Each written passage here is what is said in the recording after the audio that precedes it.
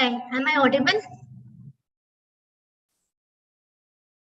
Yes, ma'am.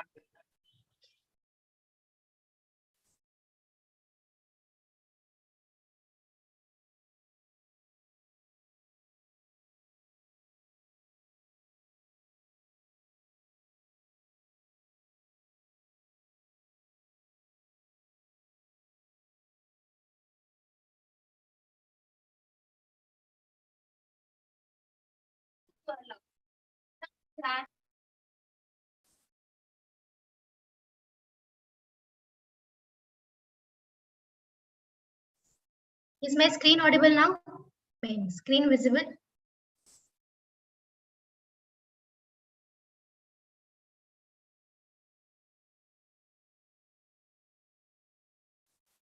Please. Is my screen visible? Please type in the chat box.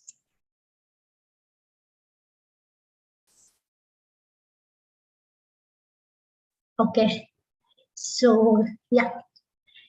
So today we are going to discuss or demystify the PKPD of the antibiotics. I would request all of you to join this poll. Just scan the QR code,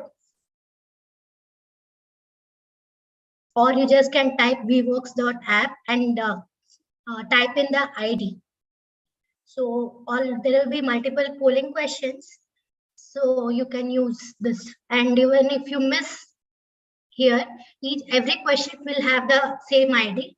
So you can just enter into the vworks.app in the any Google search, and then you just input this ID. I'll give you another 2 minutes. So I hope all of you will join this so that we can make it as interactive as possible. Those who have joined me on YouTube, you guys can also do the same thing.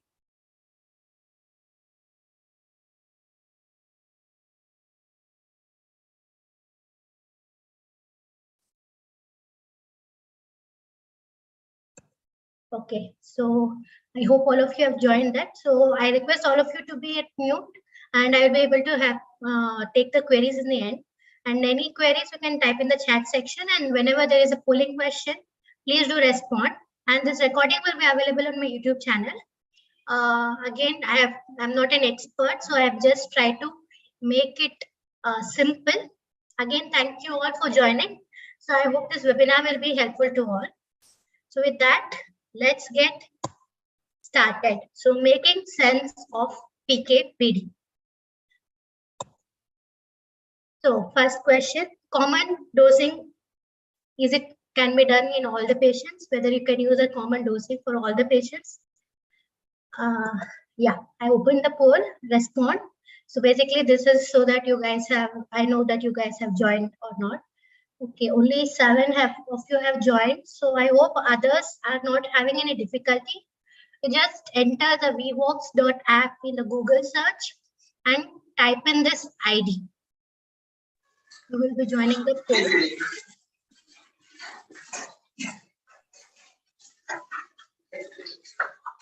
So the ID is the one which is displayed on the top, 162695411. I hope all of you please mute yourself. Okay, so 12 responses. So let's just end it now. This is just a intro question. So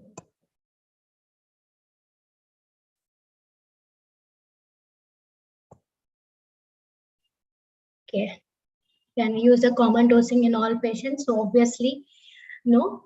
Some of you have again chosen most of the times, yes. So what exactly is this proper dose? So we know everything about antibiotics except how much to give. So this was by the Maxwell Finland. So again, we will directly jump into the case to understand. A 28-year-old female presents OPD with fever, flank pain, and dysuria. She has leukocytosis, but hemodynamically she is stable. Recently, she has received levofloxacin for sinusitis. No other history of hospitalization. So, what is your provisional diagnosis? So, again, fever, flank pain, dysuria. So, it could be pyelonephritis. So, which of the following antibiotics is most appropriate to recommend in this setting? So, again, I hope all of you will be using the polling. So, those who have not yet joined, please input vvox.app in the Google search and then type in the ID, which is shown above 162.695.411. Okay, so whether you will give ceftriaxone, peptaz, meropenem, etapenem, ciprofloxacin, gentamicin, nitrofurantoin.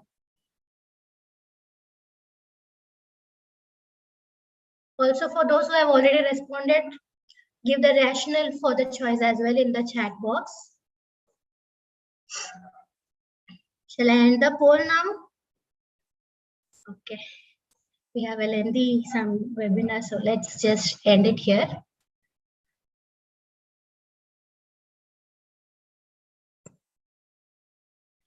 So ciprofloxacin, maximum 30% have chosen cipro in this patient.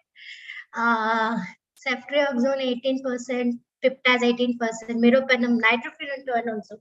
So let's analyze each and every option. So whether you will recommend ceftriaxone, again ceftriaxone is a very good choice, but you will have to look at the local prevalence of ESBL. In general, community acquired ESBLs are increasing. So in any situation, if the ESBL are more than 10% according to the Western literature, at least if it is more than 20%, you will not be using it as an empirical choice. Peptaz is a good choice, especially it will cover ESBLs, and it is because urinary tract infection is one of the mild infections and the patient is hemodynamically stable. Meropenem, and I'm surprised none of you have chosen etapenem.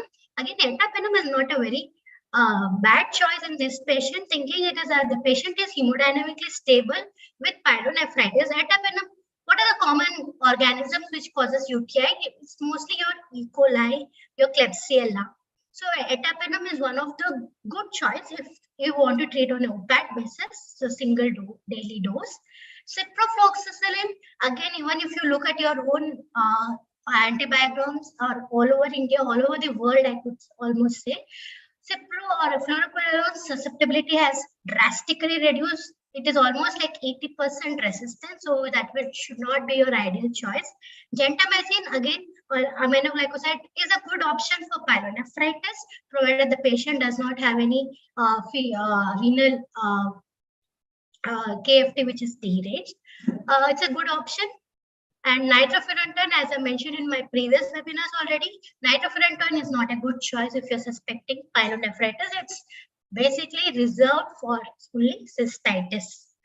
So now you got the culture report, and it says Pseudomonas aeruginosa with growth more than 10/5, which is resistant to imipenem, meropenem, amikacin, genta, ceftazidime, intermediate to peptaz, colistin, and sensitive to none of the antibiotics. So what would you like to do next? Okay, that has become a poll.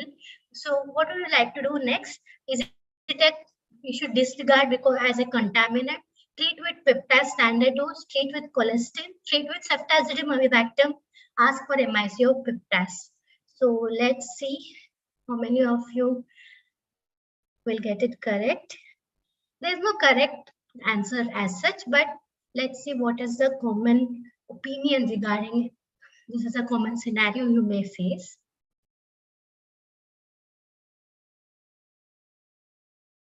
Come on. Those who have are any others who are having difficulty in using this polling, please join on vvox.app in any Google. Just Google search for vvox.app and input the ID. And again, who are not texted, they can post it or put it in your chat box as well. Okay, let's end the poll. Okay, let's see.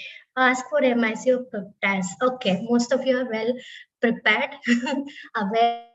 So basically, because most your no sensitive antibiotic is there, and intermediate to peptides and colistin, it is important that you ask for the MICO peptides because as you know, based on the MIC, you can the newer changes in the CLSI. I'll be talking to you in the few further slides. Colistin, again, it is a good choice for UTI because it has a good concentration, but again, with the PKPD parameters of colistin is bad. Ceftazidime valbactam, again, in Pseudomonas aeruginosa, the response is plus minus. This can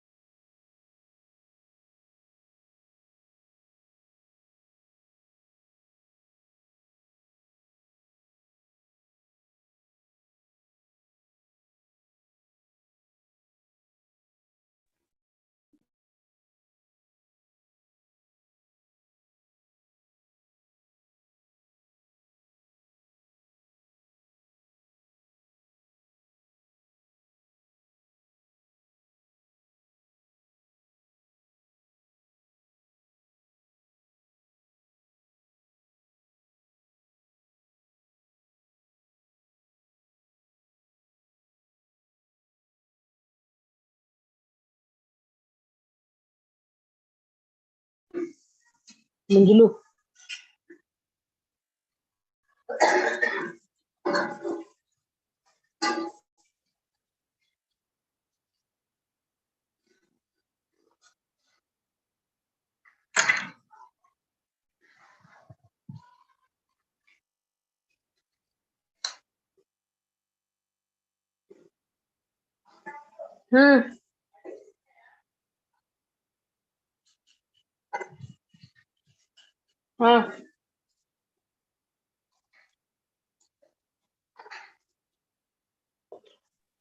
Itu.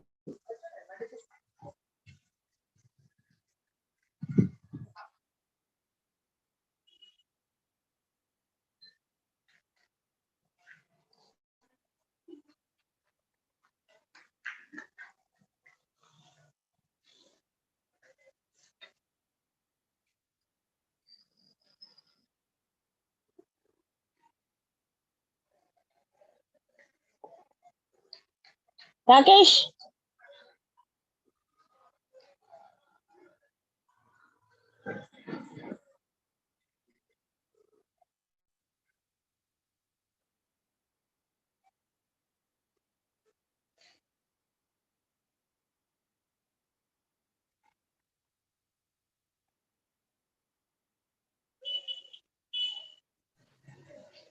extremely sorry for that. I don't know what is happening. Okay, so I was talking about the site-specific concentration. So first, I had spoken about. So I hope the screen is visible.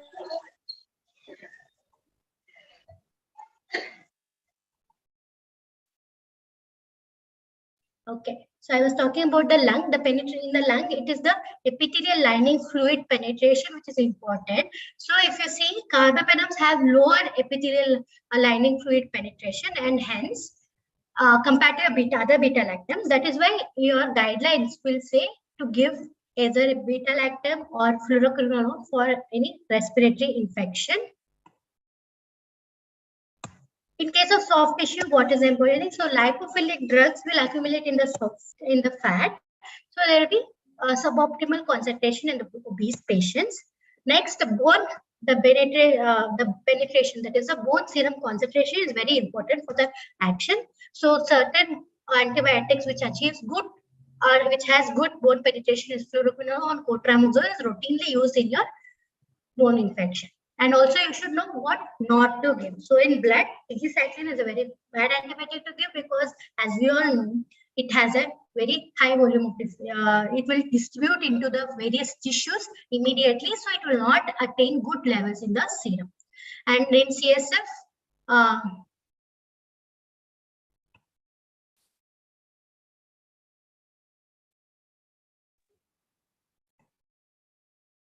in the CSF, if you see in the CLSI, they are mentioned first, second, third generation cephalosporin, cephamycin, colistin, oral agents, and clindamycin, fluoroquinolones will not have, should not be reported and should not be given in your CSF. Abscesses, as I have discussed in my previous webinar, aminoglycosides are a strict no-no in the abscesses. Lungs, daptomycin, again, as you know, it is inactivated by the surfactants, and urine, you have the macrolides, doxycycline, chloramphenicol, etc. So coming to the topic, first say what is exactly PKPD. So PK stands for pharmacokinetics, PD is for your pharmacodynamics. So pharmacokinetics is what the body does to the drug, whereas dynamics is what the drug does to the organism. So pharmacokinetics are important parameters. So bodies are metabolizing the drug. So what are the important parameters to be considered for PK? It includes mnemonic ADME, that is absorption, distribution, metabolism, and excretion. Whereas important pharmacodynamics parameter is your MIC. So pharmacodynamics, basically you're seeing the effect of the drug, which can be which is the antimicrobial activity. So the desirable effect is killing the organism, obviously, and the side effect is your drug toxicity. So the combination effect is the drug concentration. So coming to the availability, so there are certain drugs which have good oral bioavailability. Why am I talking only about oral? Because it is assumed that IV, whenever you're giving a drug, it will have almost 100% bioavailability. So that is why it is the oral one, which is very important. So very good oral bioavailability is seen with clindamycin, ciprofloxacin, doxycycline, linezolid, metronidazole, cotramazole. So we often see patients being prescribed as these drugs in the tablet manner. And one more important point you should remember is 100% bioavailability does not imply it will reach 100% serum concentration. So what are the factors affecting the distribution? So the next important one is distribution. So there are certain patient factors which will affect, and the drug factors. The patient factors is the tissue perfusion, protein binding, and the disease state. That is, in patients in sepsis will have high volume of distribution. Next, the drug factors such as the charge of the drug, whether it is a lipophilic or a hydrophilic drug at the molecular side. So let's discuss individually how it is influenced. So coming to protein binding. So how does it help or how does it influence the choice of drug? So there are certain drugs which are very highly protein bound. So if a drug is highly protein bound, it will take time for its excretion. That is, it will have a longer T-half. So one property, one such antibiotic is ertapenem, though being beta-lactam, it's highly protein bound, and that's why it has a very long T-half, permitting it as a once daily dose, and that is why it has been used in OPAT. Then there are certain protein binding. Highly protein drug will also have slow release and slow elimination. Another such example is ceftriaxone. You can give a dose of 1 gram 24 hourly for patients. Next is the solubility.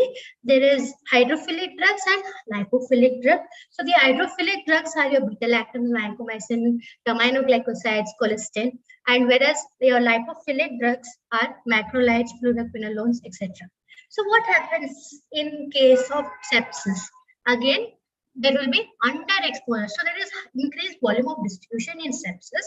So there will be underexposure of your hydrophilic antibiotics like your beta-lactams, vancomycin, aminoglycosides due to the augmented renal clearance. So how do you identify, or what is the difference between hydrophilic or lipophilic? So which of these drugs will you expect to cross the membranes? So obviously, your membranes are made of lipids. So lipophilic ones which will cross the membrane. So which of these antibiotic will be effective on the intracellular organism, whether it's hydrophilic or lipophilic? So the lipophilic are able to cross the membranes. That's why it is able to act on the intracellular organism. So which of these can be excreted renally? That is, renal clearance is seen in case of your hydrophilic antibiotics, whereas a lipophilic will go in the hepatic clearance. So which of these will you expect to be widely distributed? It is your lipophilic antibiotics which will have wide distribution. So next, the important PD parameter, as I mentioned, is the MIC. So what is MIC?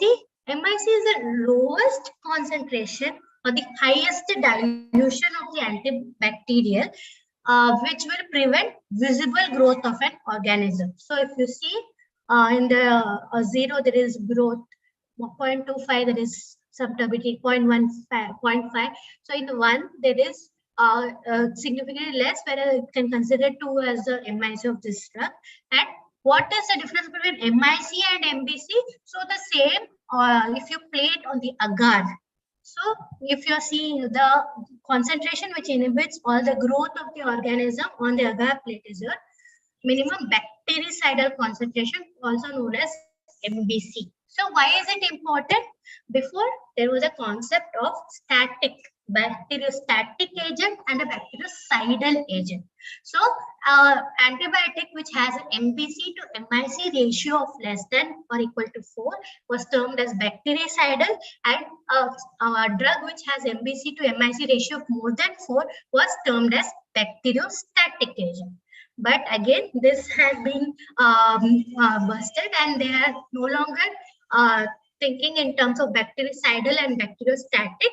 And there are various trials which have looked at it, and they have found no differences. And even there are around 7 trials which they have found that there was significant difference.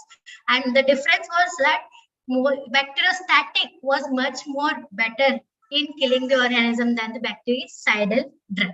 So you will no longer be using antibiotic based on the static and cidal. It is rather the other PKPD parameters which is of importance. Next, we have something also. I have talked about MIC. So what are MIC breakpoints, and how does it differ from your MIC?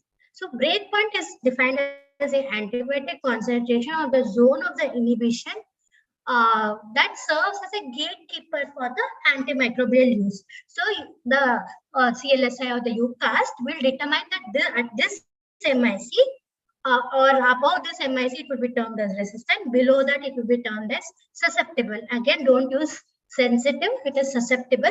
So based on this breakpoint, you will be differentiating the antibiotics into susceptible, dose dependent, intermediate, resistant, or non-susceptible. And again, it is a multifactorial thing. So your MIC is constant for the organism, whereas your MIC breakpoint will undergo periodic or regular revision, and it is based on more importantly, the outcomes of the clinical data, in vitro activity against the drug, PKPD of the drug and bug, and based on MICs from the hundreds of same isolate. And these MICs or the breakpoints are mostly based on the antimicrobial concentrations in the blood and not the site-specific concentration. And now some of the drug-bug combination, they have defined MIC breakpoints different based on the specific site of infection. One such example is your Streptococcus pneumoniae. There is meningitis and non-meningitis breakpoint. Apart from that, most of the others are based on your antibiotic concentration achievable in the serum, and that is and it doesn't give the concentration in the site-specific regions, and that is one of the major drawback, because it can be resistant, but if it is attaining a good concentration in the site-specific, like in urine, you can give, even though it is your enterococcus can be ampicillin resistant, but still you can give ampicillin because it achieves almost 1,000 times concentration in the urine.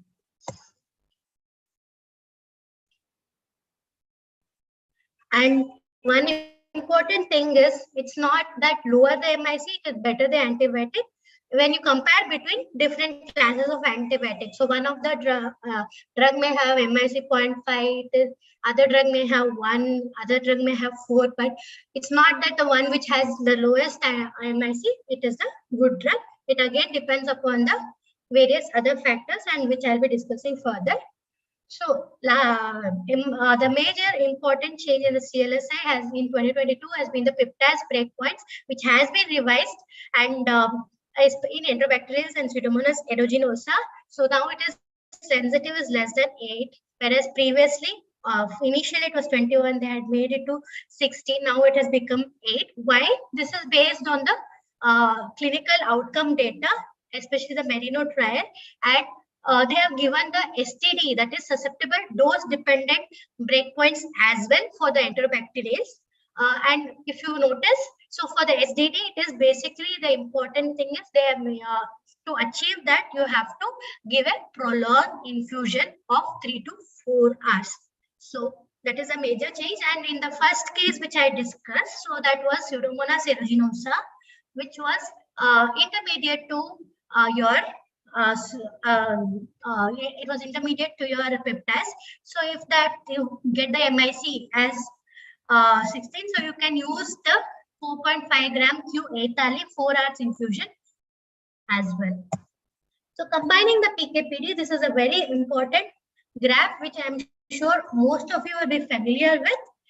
So in this graph, what all you will see? So one major thing is as you give the drug, the concentration rises in the serum and it will attain a peak that is called the Cmax, or the maximum concentration, and after that it will have a gradual fall. And that this is the MIC for this dotted line, if it signifies the MIC, the time duration above the MIC, the drug which is available will be the one which will be effective therapeutically. So this is known as time over MIC, and the area under the curve above the MIC, this is the amount of drug. So this brings us to the important parameters, PKPD parameters. This includes time over MIC, Cmax over MIC, and 24-hour AUC by MIC. So what will happen if you increase the dose? You will be attaining higher Cmax. What happens if you increase the dosing interval? So if you increase the dosing interval, you are technically achieving more, the concentration above the MIC for a much longer time. One more important thing is mutant selection window, which is also again gaining importance. So this is MPC is higher than your MIC, and in between MIC and the MPC, you have something called mutant selection window. MPC is mutant prevention concentration. So if your antibiotic is achieving concentration in the MSW, mutant selection window, it will select out the subpopulation of mutants, and it can give rise to resistance in the future. So your objective or your goal should be to raise the concentration above the mutant prevention concentration, and this is achievable if your concentration Cmax over MIC is more 4 times that one, and four times time over the MIC also for the time dependent antibiotics. So this brings us to the most important three patterns of the PKPD. So type 1 is the concentration dependent with prolonged persistent effects. So the typical antibiotics is your aminoglycoside, daptomycin, and fluoroquinolones. And the goal of the therapy should be to give maximum concentration. So the first graph shows the peak over the MIC, that is the Cmax over the MIC. And ideally for aminoglycoside, the target should be, that is Cmax by MIC target should be 8 to 10.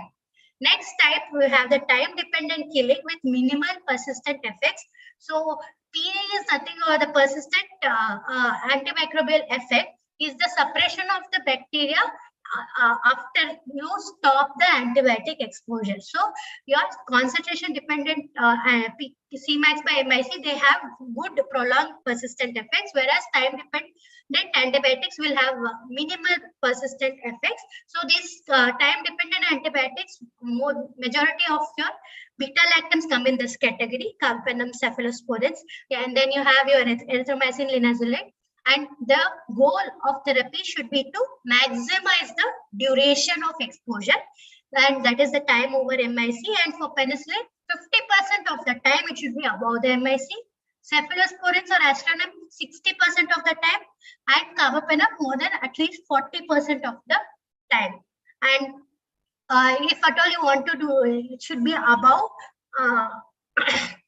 and up to if you want to prevent the mutation, it should be 4 times time over the MIC. Above the 4 times the MIC should be almost 100%. And in immunocompromised, you should try to keep it almost 100%. Then type 3, we have mixture of these two, time dependent killing with some persistent effects, your azithromycin, vancomycin, etc. Again, here the goal of therapy is to maximize the amount of drug, and the typical example, vancomycin, 24-hour AUC by MIC should be more than equal to 400. So I have talked about all this. So how do you use this in clinical practice? So let's learn with again a case. A 28-year-old man who was hospitalized for extradural hemorrhage, skull and rib fracture, and open leg wounds sustained after an RTA. He underwent craniotomy, open reduction, internal fixation of the fracture, and was in ICU. He developed pneumonia on the 5th day and was treated with teicoplanin and piptas. And pneumonia showed sign of resolution on 15th day, but his fever persisted, and patient was having features of sepsis. So a central line blood culture was sent, and this is the report you have got. So it is basically resistant. Your carbapenems, most of them are intermediate. Cholesterol is intermediate. Amikacin sensitive, ciprofloxacin sensitive. So which antibiotic would you like to use in this case?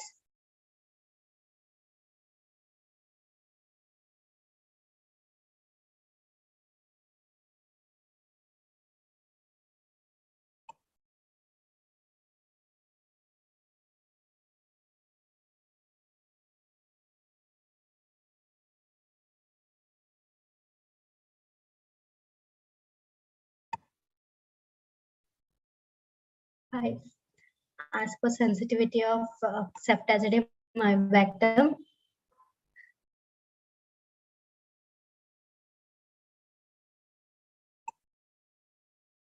Ask for MIC.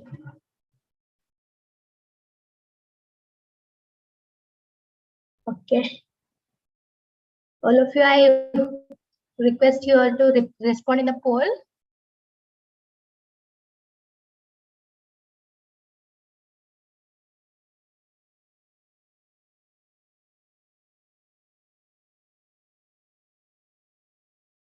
Okay.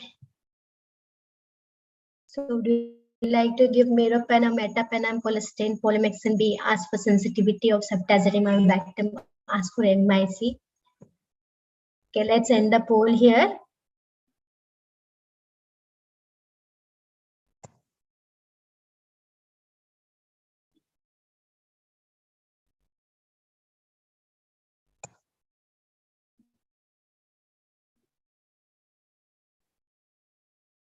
Okay, meropenem 25%, ask for sensitivity of ceftazidime, avibactam, ask for MIC. So everyone wants to jump into ceftazidime, avibactam.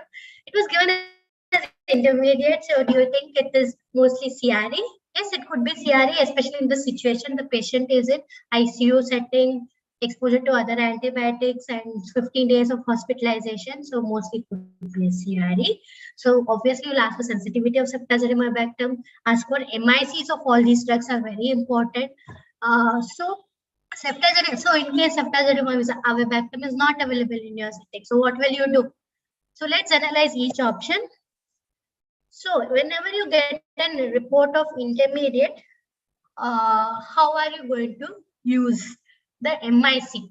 So if the organism is reported as sensitive, you can give a regular dose. If it is given as intermediate, you can give a higher or maximum dose for a longer duration, and you can reduce the dosing interval. So any of these three mechanisms can be used to uh, dose the antibiotic.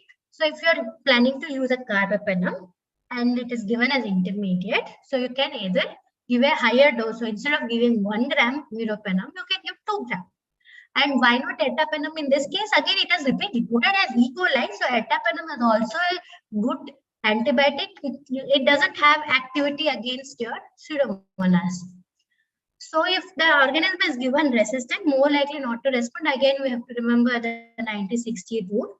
And if it is reported as STD, they have defined doses for the respective MIC. So if you see in this figure, if you give normal 2 gram dose, if you give it as a only half an hour bolus, it will time over the MIC which is achieved is quite short.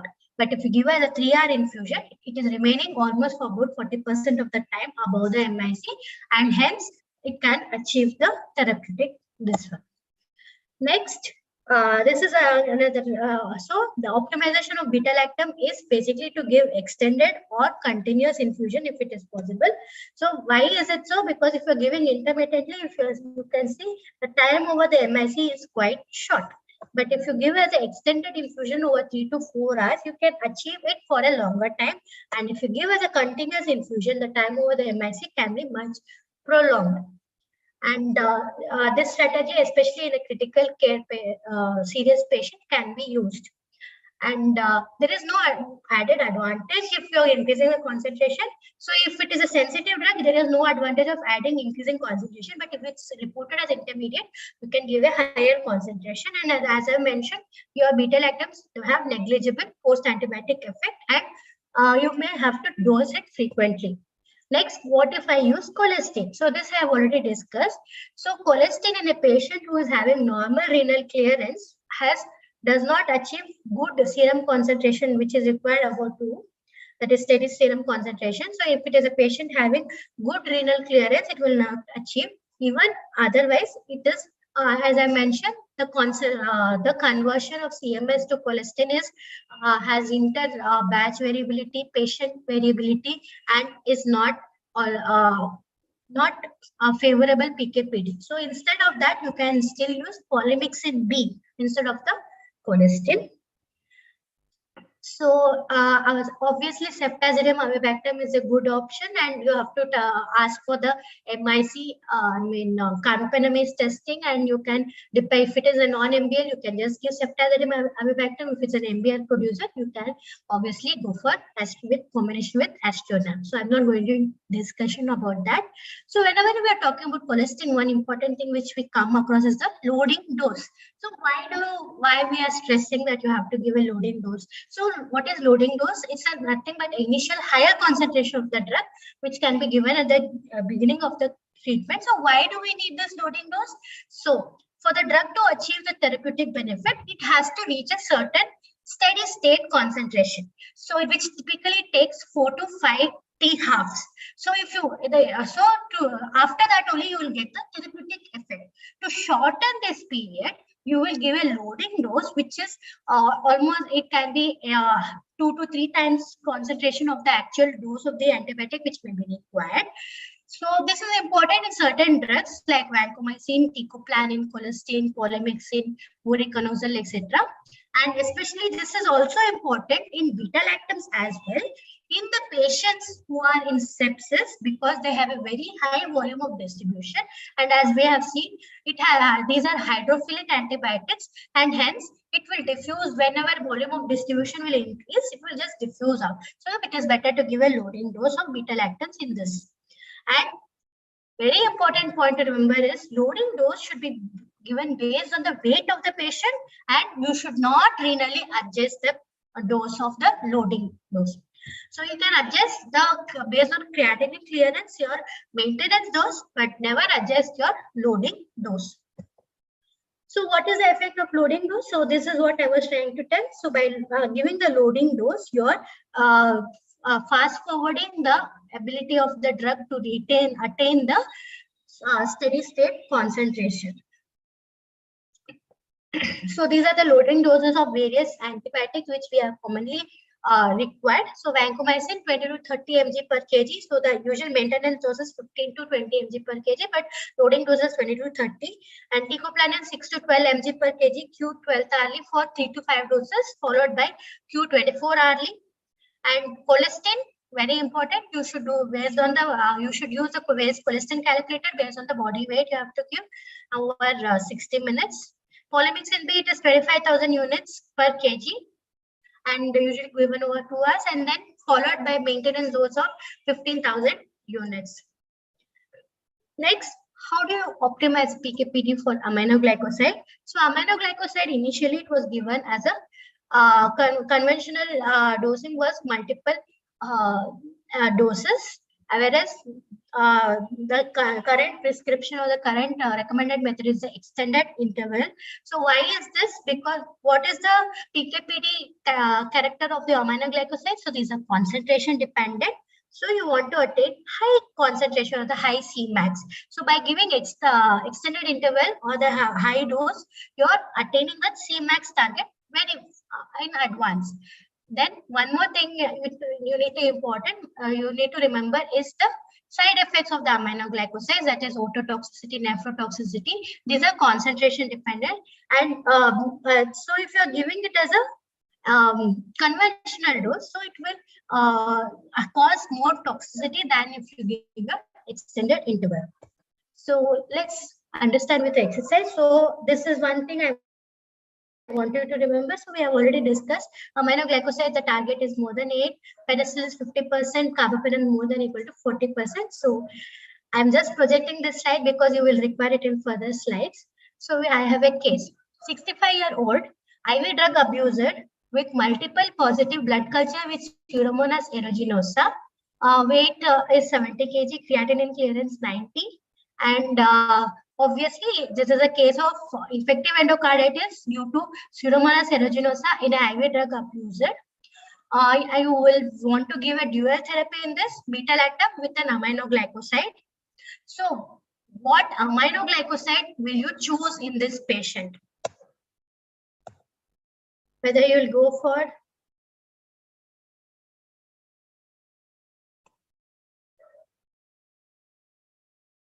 amikacin, gentamicin, tobramycin, none of them.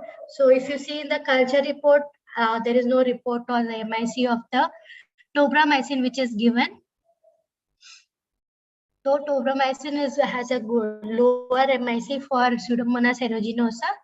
We will stick to amikacin, gentamicin. If you want to have to choose between this amikacin, gentamicin, what would you choose?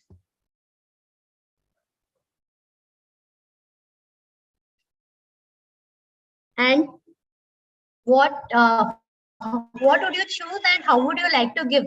So in infective endocarditis, if you remember the guidelines, it mentions about giving multiple doses rather than one extended interval. So in this patient, would you like to give the extended interval or the conventional dosing?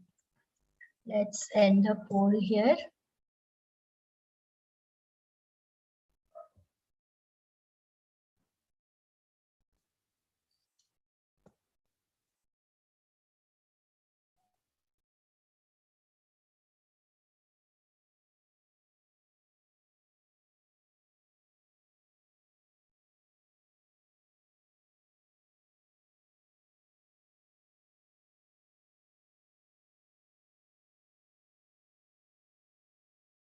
So which of the aminoglycoside would you like to use? So mixed response, gentamicin, amikacin. So gentamicin, according to the guidelines, also they mentioned gentamicin. So let's look at it in a proper PKPD. So the conventional dosing of gentamicin is 1 to 2 grams, amikacin 7.5. Extended interval is 5 to 7 and 15 to 20.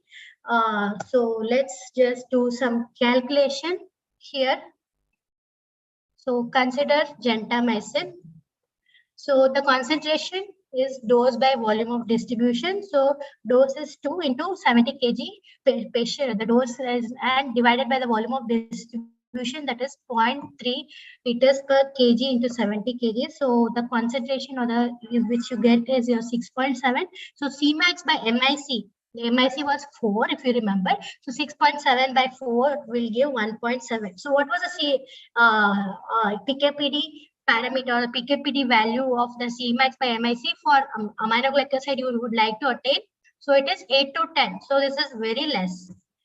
Now coming to amikacin, this is your conventional dosing. Then if you give for amikacin 7.5 into 70 by 0.3 into 70, you will get 25 concentration. Cmax by MIC is 25 by 4, which is 6.25. Again, which is not attaining the dose which we want. So the PD goal, which is actually between 8 to 10 or 8 to 12, is not met by gentamicin or amikacin. Now, if you go for the extended infusion, let's look at the gentamicin. Again, the same 7. So the dose is 7 into 70 by 0.3 into 70.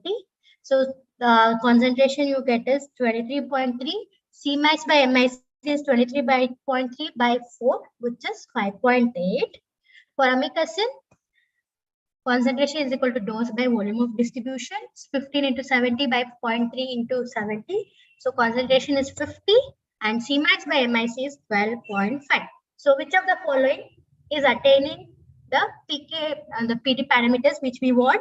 So it is the PD target which is between 8 to 12 is attained by amikacin. So amikacin as an extended infusion you will be giving in this patient. So if at all you want to actually apply entire thing and all these formulas you would have learned in pharmac during the pharmacology in second year. So all of this, if you try to apply, this is how you are going to do it.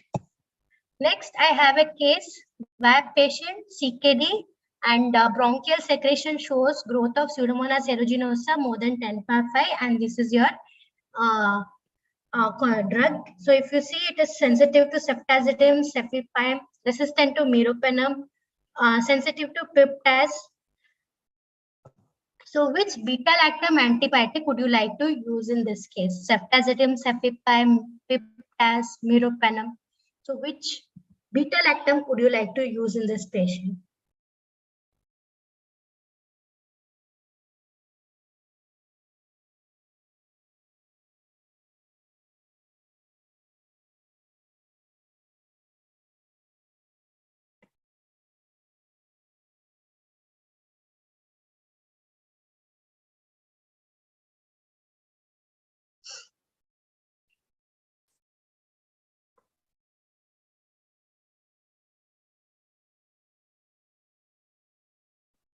Okay, let's end the poll here. So in the chat box, I have most for ceftazidime, one for cefepime. So mixed response cefepime, piptaz, meropenem also. So let's see. Let's analyze it in a PKPD manner. So you have to, whenever you're choosing a drug, you have to choose a lower spectrum. So beta-lactam lower spectrum. So definitely carbapenem is resistant as well in this. and obviously not BLBLI. So between ceftazidime and cefepime, which one you'll choose? And what is the important thing? So these are beta-lactams. So obviously you are going to see which attains good time, percentage of time over the MIC. So, and one more important thing you should consider. So this is a pneumonia case. So you'll have to look at the pulmonary penetration. Ceftazidime has penetration around 25% and cefepime has almost 100%. So I'm sure you would have seen this table in all your pharmac, and or even if you try to read about any drug, this is a table which you feel is very useless and just skip over it. So you have the dose, the peak serum concentration, the protein binding, average serum concentration, serum T half, and the pulmonary penetration. So let's do some calculation here. So let's consider ceftazidime. The dosage is 2 gram IV Q8 hourly. So if you give 1 gram, you attain the serum level of 69. So if you give 2 gram, you will attain obviously the double, that is 138. This is the serum concentration. But and in that the protein binding is 10%. You remember the protein bound drug is not available for the action. So the concentration which is available for the action of the free serum concentration is 138 minus the 10% of 138, that is 13.8. That is around 124. And the pulmonary penetration of ceftazidime is 25%. So 25% of the serum concentration will only be available. So that is 124, 25% of 124, that will be around 32 ml.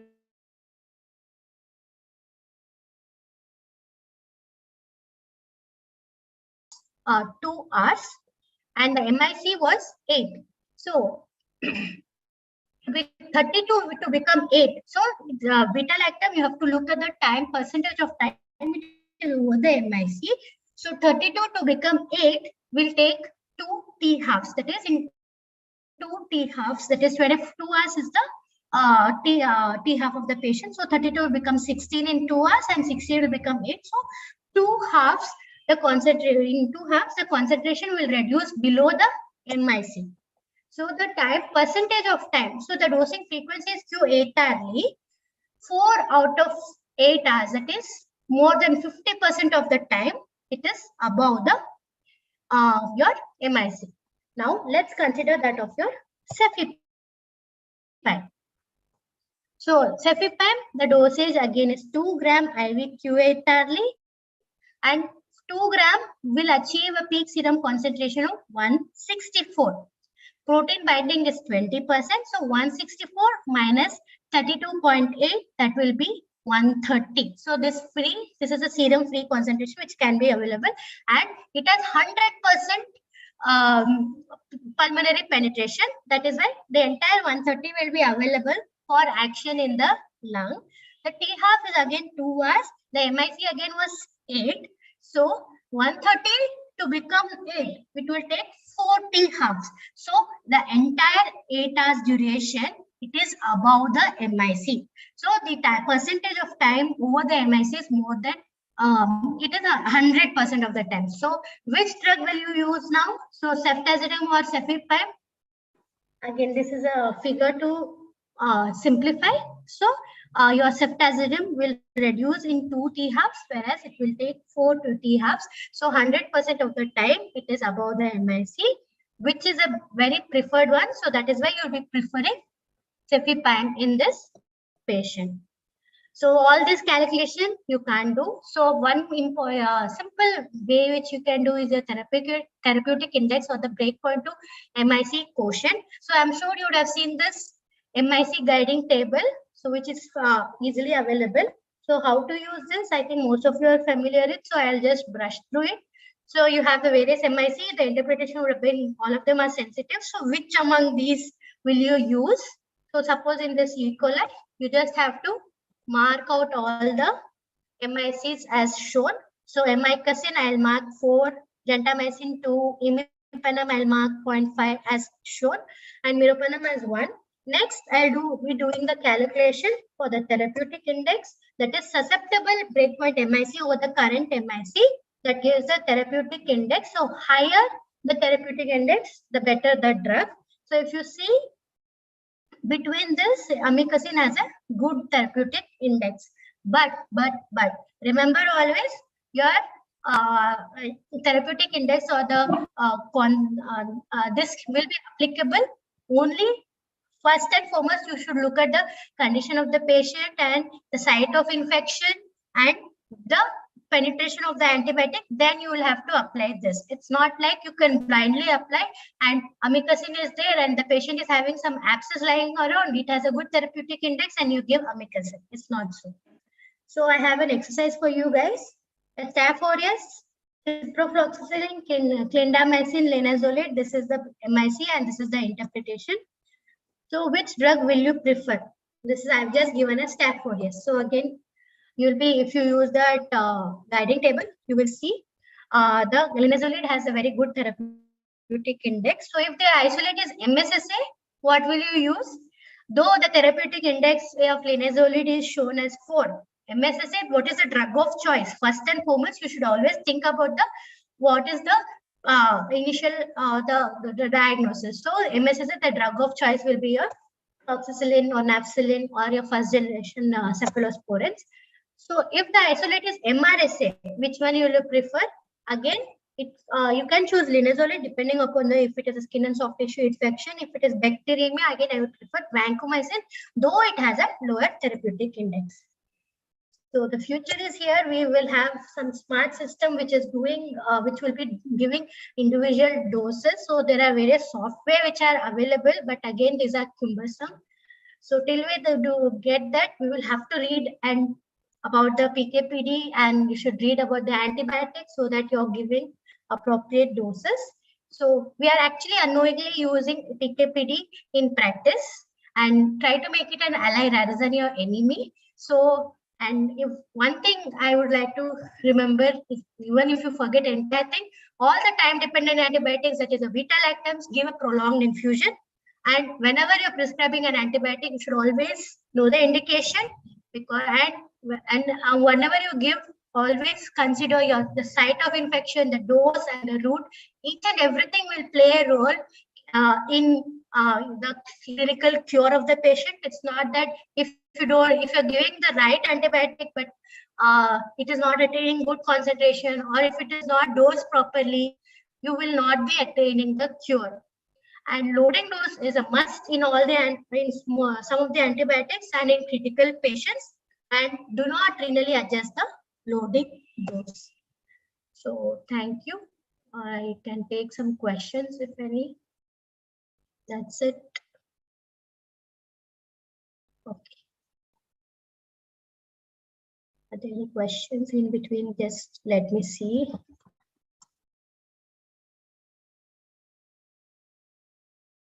Stop sharing so that it's easy to read the chat box.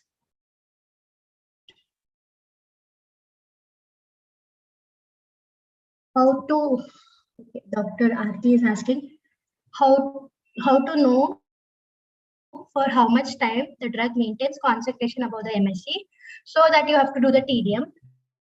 So now we can just tell you the facility is available. You can, so you'll have to measure the exact serum concentration at the drug so that you get a rough idea about what is the concentration. When to choose prolonged and when continuous infusion. So prolonged infusion and continuous infection, again the issue will be, there is no fixed thing. So whenever the critically ill patient, prolonged is better than even continuous. In most of the patient time, we are recommending prolonged infusion. Prolonged infusion. So in a critically ill patient, you can always go for continuous infusion, like ceftazidime or Bactam. Whenever again you can go. Then my session will be uploaded. It is already live streaming on YouTube. It will be there in the YouTube channel, so you can look at it whenever you want.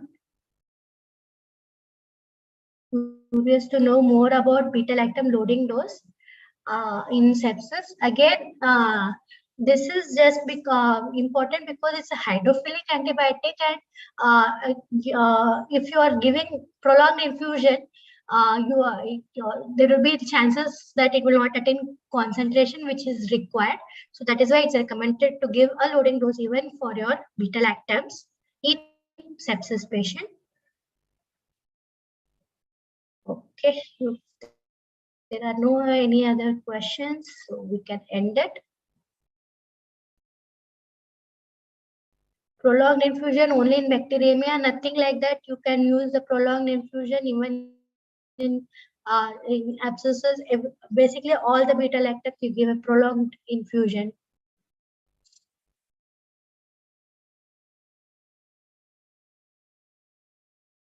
Basic thing is to attain the constant, serum steady state serum concentration faster.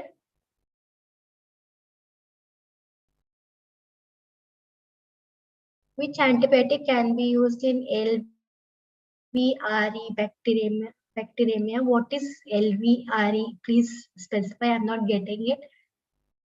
The YouTube link, my YouTube channel is there. In that only it will be shared.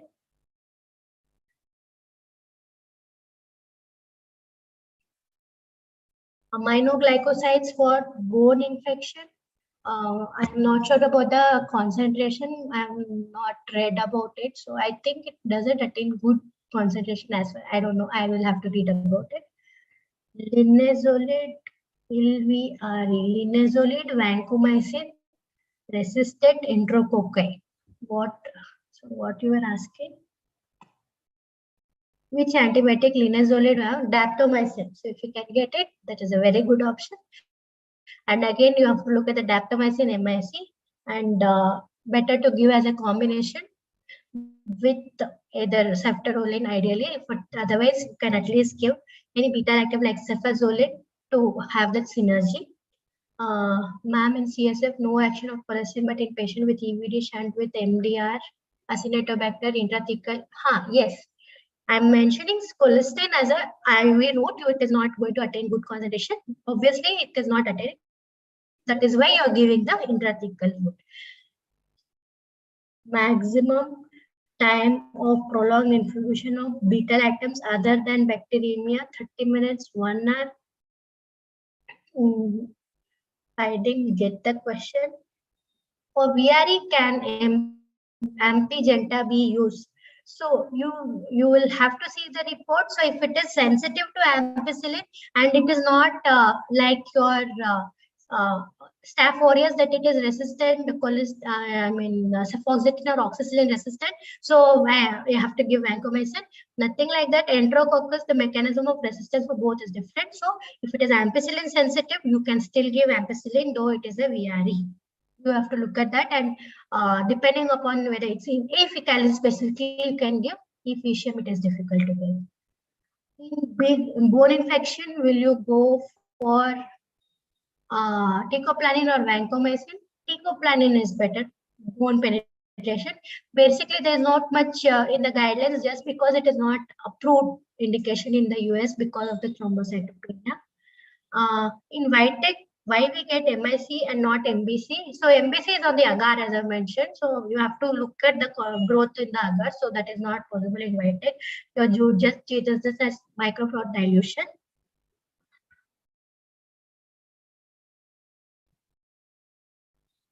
Thrombocytopenia, vancomycin better than teicoplanin. Till now, whenever we have used teicoplanin, we have not had an issue with thrombocytopenia. It is much better. It's not like linezolid that the patient will go into cytopenias early. So, still, tigecycline is bacteremia. Is it right? Bacterium in blood culture, tigecycline should not be ideally reported. But thing is, if the sepsis is secondary to the skin and soft tissue infection or the abdominal infection, you will be treating the source. So in that situation, you can still report, but ideally do not report. The MIC which we get in Whitetech is MIC 50 or 90. As far as I think I noticed MIC 50, I'm not sure. Kindly repeat treatment options for LVR. Daptomycin. So daptomycin is the drug of choice or the treatment of choice for such a sick patient, and you will have to give it in combination with another beta lactam because there is synergy. So your daptomycin is basically a cation mediated action. So your beta-lactam will break the walls and it will enhance the binding of the adaptomycin. That is why it is given in case of your as a combination in case of linezolid vancomycin resistant Enterococcus. Data regarding tissue penetration, especially CSF, it is there. Any antibiotic, if you see at the data, you will see this much is a tissue, the penetration into the CSF. Based on that, only you will be choosing. Like in case of TB, rifampicin has a very, very low concentration in the CSF, whereas your pyrazinamide and your isoniazid has a good penetration. So you have to give a higher dose of rifampicin up to 30 to 35 mg per kg. Okay, with that, let's end it here. In case of any other queries, it is always available on YouTube channel, so you can leave as a comment, so I will try to address it. Thank you.